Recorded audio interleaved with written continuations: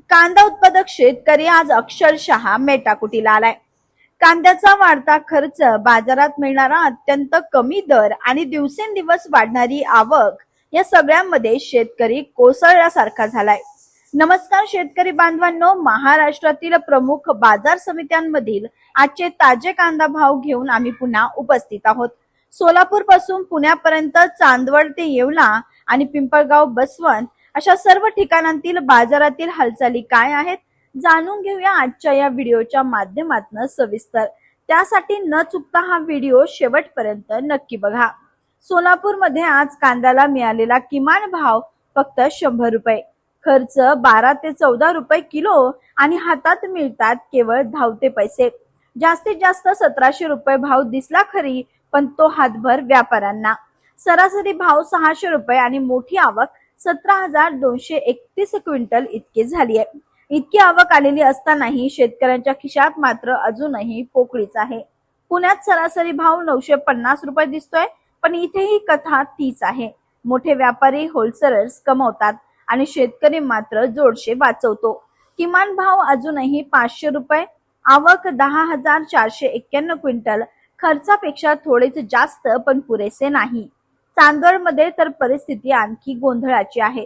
किमान 100 रुपये इतका भाव, जास्तीत जास्त 1,885 रुपये इतका भाव आणि सरासरी 1,180 रुपये इतका भाव कांद्याला मिळतोय आणि आवक 18,000 क्विंटल इतकी झाली आहे।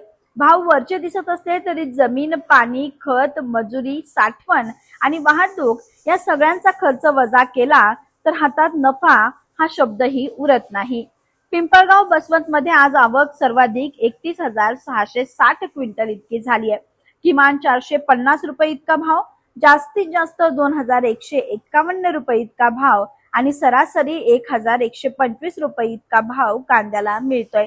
संख्यात्मक भाव चांगला वाटतो, पण एवढ्या मोठ्या आवकेत शेतकरी त्याचा फायदा घेऊ शकत नाही।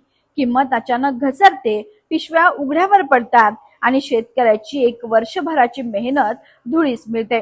येवल्यात आवक 5,000 क्विंटल इतकी झाली आहे। किमान भाव 160 रुपये तर जास्तीत जास्त भाव 1,201 रुपये आणि सरासरी इतका भाव 850 रुपये मिळालाय।